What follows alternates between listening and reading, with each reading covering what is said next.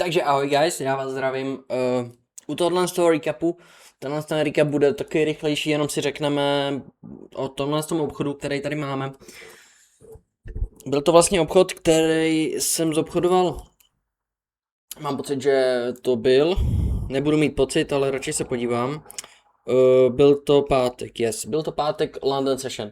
Obchodovali jsme ho společně, já semka střihnu sem střihnu vlastně ten call na ten obchod, když jsem do něj vstupoval a posílal jsem ho.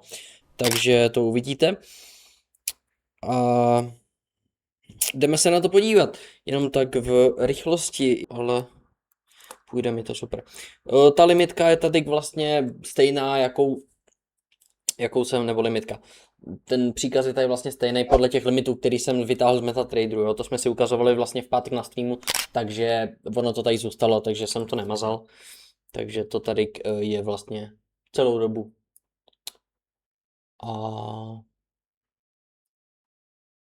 A tak. Tak, mrkneme na to. Tak, za prvé, co můžeme vidět tady? Vidíme tady velký wick. Co ten wick pro mě znamená? Ten obrovský wick je pro mě primární věc. A to kvůli tomu, že většinou, když se takovýhle wick stane, tak to, co trh dělá, tak je, že ho jde wickfillnout. To znamená, jde ho vyplnit, jo? To znamená, vidíme, že jsme ho krásně šli vyplnit. To je vlastně něco, co jakoby je daný na tom marketu, jo? Je to prostě klasický wickfill a je to něco, co funguje XYkrát furt do kolečka, takže nic speciálního a nic na vysvětlování, prostě je to wickfill a prostě to takhle funguje. Dál, když se podíváme, když vezmeme tohle low, tak můžeme vidět, že jsme ho vybrali. Dá se tady samozřejmě mluvit o nějaké likviditě, o huntění stop lossu a tak dále. Já bych to tak úplně nenazýval, ale můžeme to samozřejmě v tom duchu nechat a můžeme říct, že jsme šli pro výběr stop lossu, aby to bylo tak nějak přivětivější pro lidi, protože tahle teorie je asi nejlepší pro všechny, když se řekne, že si ten trh šel pro tu stopku, a i když to nemusí být pravda například, jo. Neříkám, že vím na 1,000,000%, jak funguje trh, ale nefunguje na tom, že si velcí hráči chodí pro stop lossy, jo, takhle to prostě nefunguje. Je to důvod vlastně toho, že tohle je nějaký main level, který je prostě udělal spodek, který prostě udělal nejnižší cenu a objednávky byly ještě pod tou cenou, jo, tam není, že by si prostě někdo řekl, ty vole, tady jsou stop lossy, musím je jít vybrat, jo. Takhle to prostě nefunguje. Aha, já jsem to zavřel a to otevřu znovu. Každopádně, jak jsem řekl, rozhodně první věc, co mě zaujmula, byl ten wickfill, který jsme dokázali. Co to pro mě znamenalo, ale? To znamenalo to, že potenciál, že bychom se mohli otočit up, se tím pro mě zvýšil, protože jsme měli už ten wickfill, což znamená, že splnili jsme nějakou podmínku k tomu, aby jsme vlastně už nešli níž. Takže to byl nějaký první sign, to jsme na vlastně tenhle hodinový timeframe. Tady to můžeme vidět hezky. Další sign, co tady je dost viditelný a dost okatý. Podívejte se, tohle to bylo vlastně v 9 hodin. Myslím si, že tahle svíčka, až co bude, tak byl 9:00 open. Takže tohle to znamená, že tohle to byl od 8:00 do 9:00 svíčka. Myslím si, podívám se potom do grafu, ale to je jedno. Co to znamená? To znamená, je to poslední hodinová svíčka předtím, než otevře Londýn. Opět, co to pro nás znamená?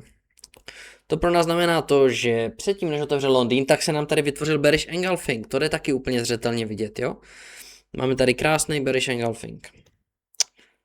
Opět, co to pro nás znamená? To pro nás znamená to, že by trh podle price action měl jít samozřejmě dolů.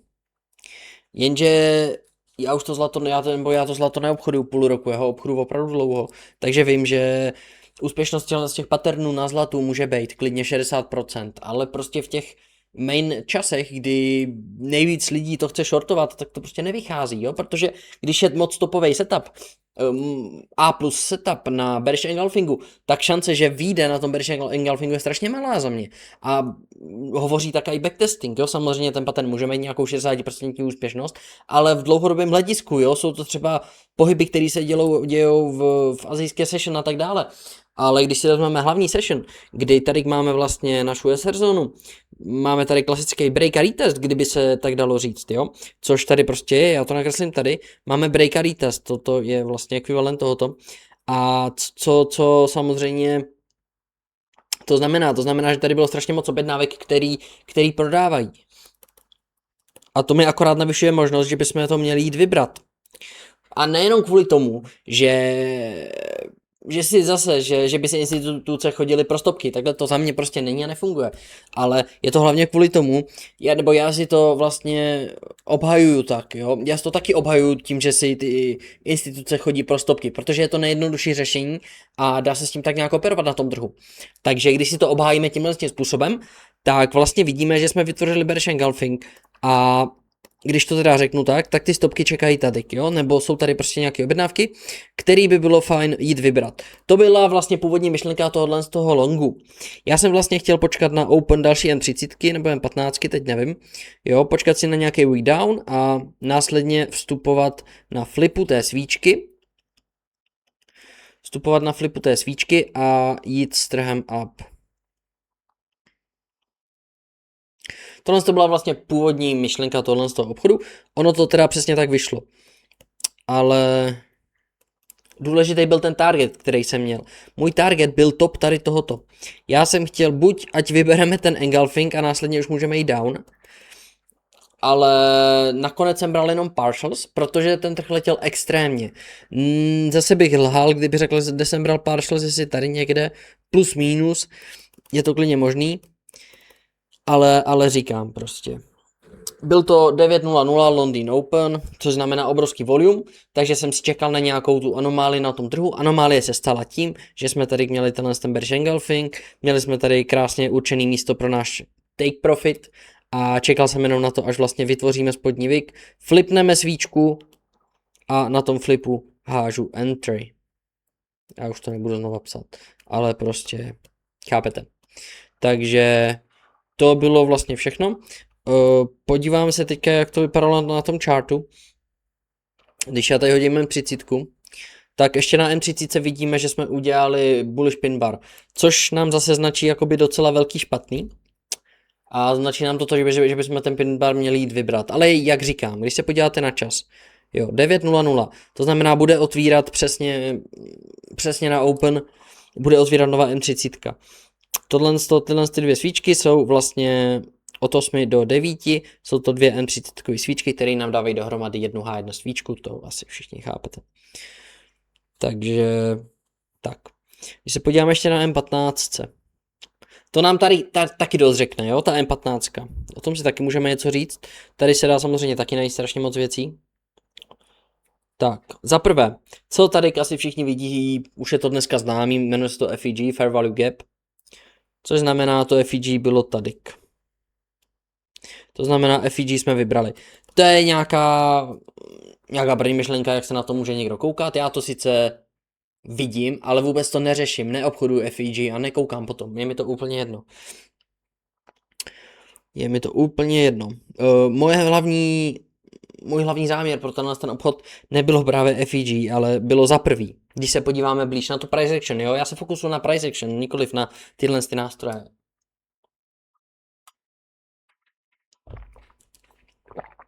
Když se teda podíváme na tenhle M15, vidíme, že máme pěkně slabý wick. Máme slabý wick. Teda slabý wick ani ne, prostě my nemáme wick. OK, to se mi nezměnilo, počkat. Už. Furt je to velké.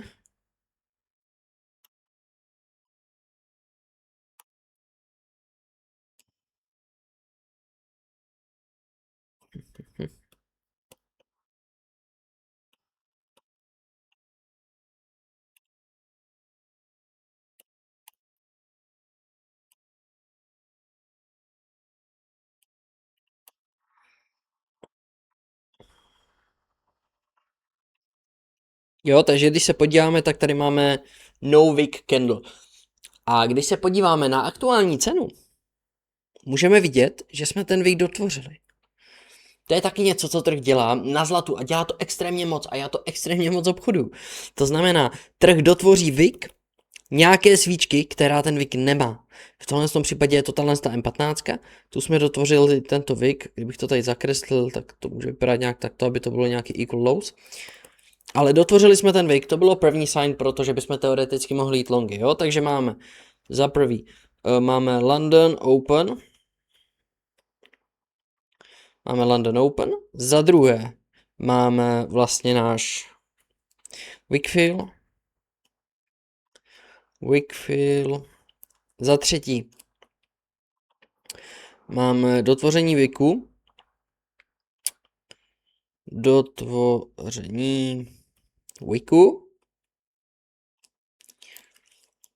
A v neposlední řadě tady máme další věci, které nám můžou napovídat k tomu, že by to mohl být long, jo. Samozřejmě já to nevím na 100% nikdy, já spekuluju vždycky. Proto si dávám ty podmínky, jako například, že musíme udělat spodní vik a potom až vrchní vik. Takže jak jsem v té chvíli přemýšlel, přesně úplně nevím, jo. Ale můžu vám říct ty zase nějaké identifikátory, kvůli čemu bych šel long. Další věc, co tady můžeme vidět, že jsme uzavřeli berishem 15, ale s obrovským vikem, to znamená, odmítli jsme cenu, jo? Odmítli jsme cenu a když si řeknete z pohledu pravděpodobnosti, jaká je šance, že otevřeme a půjdeme down, jo? Jaká je to šance? Samozřejmě tady je, ale proč by to trh dělal? Proč by to dělal? Tady nebyl jako důvod k tomu. Měli jsme tady ten obrovský vik, měli jsme London Open, mnohem lepší by bylo, kdybychom se v tuhle chvíli otočili a šli nahoru. Šli bychom pro tohle a šli bychom hlavně pro to high TH1 svíčky. To za mě dávalo mnohem větší smysl. Další věci jako aktuální price action nebo načasování na H4.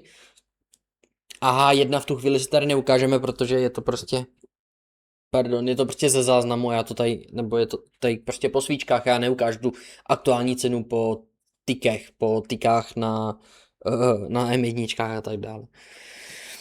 Ale tohle to bylo všechno věci, které beru jako potvrzení pro svoje obchody. Jo? Důležitý je ten London Open, ten je extrémně důležitý. Wakefield, taky super věc. Dotvoření toho Wiku, to už jsou potom malé věci, kterých si všímám a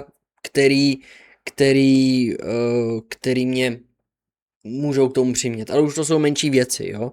Tady nějaké, když tady napíšu liquidity target. Jo, liquidity target. Ale důležitý jsou ty podmínky toho vstupu.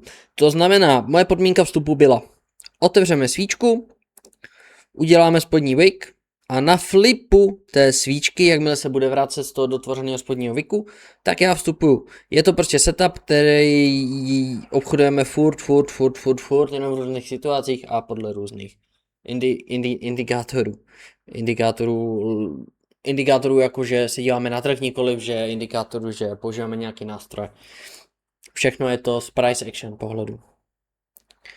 A následně jsem očekával prostě push-up. A hlavně kvůli tomu, že byl 9.00 London Open samozřejmě, jo. Furt se odvíjíme od toho. To načasování tam bývá docela dost důležitý. A that's it. Když se podíváme, jak se to dařilo na té. Jo. Můžeme vidět, malinkatý wick jsme dotvořili, na flipu entry a letím up. V tuhle chvíli už jsem možná odebíral nějaký partials, nevím. Ale rozhodně už tam byl break-even a letěli jsme nahoru, tady nebylo už co řešit. Říkám, můj primární target nebyl tak velký. Já jsem možná měl ještě jinačí myšlenky a ty myšlenky jsem měl vlastně takové, že jenom uděláme nějaký wick up, ten zobchoduju na té H1 a následně půjdeme další H1 dolů. Protože z H1 timeframeu to vypadalo, že půjdeme hitnout ještě tohle stolou. Nakonec se tak nestalo. A šli jsme nahoru. Tohle to byl ten setup, já jsem to možná vysvětlil moc složitě, ale říkám, vysvětluju to tak, jak jsem to viděl já. Ono se to dá samozřejmě vysvětlit tady jednoduše. Například bych řekl, že jsme hitnuli FEG, máme London Open a that's it. Ale já to prostě obchodu takhle a vidím takovéhle věci na tom trhu a snažím se s něma pracovat. Ať už je to, že ta svíčka nemá wick, ať už je to volume time, ať už je to velikost té svíčky, ať už to jsou různé anomálie typu ten no wick nebo velká rejection té svíčky. Se vším prostě tak nějak chci počítat a na všechno se chci koukat. Takže tohle to bylo všechno pro tohle video. Koho to zajímalo, může se podívat do popisku a tam najdete link na náš Discord. Je tam free sekce, takže se můžete podívat, přidávám tam nějaký free věci, výsledky a tak dále. Po případě se můžete joinout do našeho Pro Trading klubu, kde máte, řekl bych, hodně kontentu navíc a hlavně live trading, kde aktuálně jedeme $100 challenge. To znamená, obchodujeme live 3x týdně, co jsme dělali i předtím, ale na main accountu a teďka obchodujeme vlastně těch $100. Minulý týden jsme vytáhli, nebo tenhle ten týden, od toho 20. do 24. jsme vytáhli ten account vlastně o 100%, to znamená ze $100 jsme se dostali na 200 a teďka budeme pokračovat z $200 na $400, takže se můžete připojit, joinout a vidíme se když tak tam, děkuju a čus.